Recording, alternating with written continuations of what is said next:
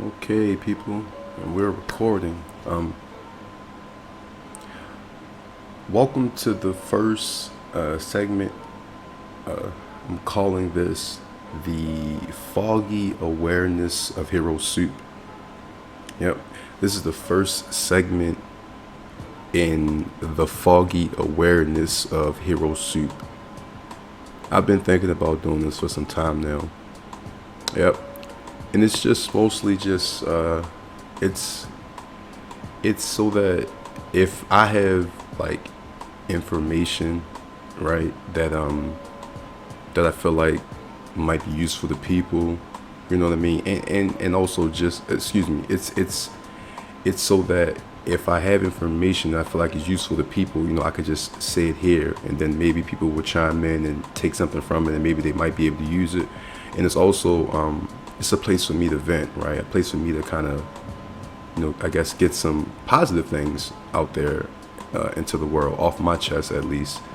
And I feel like there's another point about this. Oh, and just the attempt to be like more intellectual, because mostly, you know, um, in this day and age, it seems like this kind of thing is frowned upon. So I'm taking a risk, but it's okay because we're all gonna die, right? So at the very least, I would like to have just some information out there into the world, the stuff that I learned, stuff that kind of enlightened me and that kind of makes my day to day better.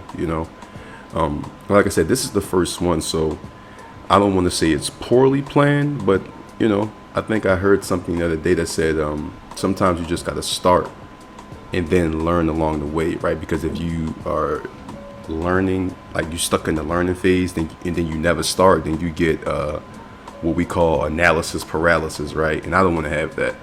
So, like I said, this it's just a lot, right? Like you just got so much stuff going on, so many reasons to be negative, right? So many reasons to not be, a good person. But I like to think that you got more reason to be a good person, because just from an energy standpoint, right? Now, I didn't make this stuff up. Y'all can do the research on your own. Uh, when you think about energy, right? Scientists they give characteristics to particular energies, right? So you got feminine energy and you got masculine energy, right? Now, again, y'all could do your own research for the geniuses out there. You got epistemology. I'm pretty sure that's what it is. It's like a study in philosophy, and it's like it's kind of basically based on our perception or our knowledge of how we understand our knowledge, right? Which is a real complicated way of saying how we know what we know. Right now, you know, I I don't want to say like I'm based off evidence or this or that. Like I said, again, it's just information, right? Like it's just a ton of information. I think that through all the information that you listen to and that you receive, you have to figure out the truth on your own. And that's going to be the hardest part, because figuring out the truth is one of those things that has to resonate like much deeper inside of you and your soul. You know what I mean? I really can't convince you of the truth. You know what I mean? I mean, you could be gullible and could be convinced of anything, but for the most part, you in your own life should find your own truth. And then they're all fundamental truths, right? So if you can find your own truth, and excuse me, whew, if you can find your own truth and how that pertains to you, then I think you're better off, or it's easier to start trying to figure out the fundamental truths, right? Then you can take it up a notch. You know your truth, you just know your truth in here, and then you start going to like external truths, like is the sun really there, right? Is all these really planets that I'm looking at and all that kind of stuff. So I was making a point about the feminine and masculine energy, right? I was saying like right. So you got scientists have scientists have basically labeled, just the types of energy, right? You got masculine energy and you got feminine energy. Now, and it's the same thing with the positive and the negative thing too. Some energy is positive, some energy is negative. They mostly say that the masculine energy is negative, right, and the feminine energy is positive. Whatever. But the point I'm trying to make simply is that just based off reading your energy, right? Like literally just reading your energy, you can tell, like physically, what your energy can do to your body, right? Bad thoughts actually hurt your immune system, right? People, oh, so you mean to tell me if I sit here and think something bad's gonna hurt me? Yeah, quite literally, my friend, quite literally. But some people are so quick-minded. I say we live in the microwave age, so some people think that things should happen quickly. I say something, or you saying something, then if I can't see it immediately, or I can't see it quickly, or it can't happen within the next 5 minutes, then it's not true. But that's really not real. Things take time. Things take time to crystallize. When you say something, your mind is your bedrock. Your mind is your soil. It's you're planting that seed, and then later on it will grow. It will manifest. So heck yeah, if you think bad things and you say bad things, and that's like a constant thing, and it gets even worse if you don't notice it, right? If you keep constantly waking up with bad thoughts, talking bad thoughts, seeing bad things, experiencing bad things, perceiving everything as a bad thing, man, you're gonna make yourself sick, bruh.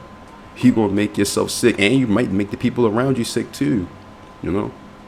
It's just some food for thought. So on that note, it's really, really important that we get back to actually talking to ourselves, right? Like that voice in your head.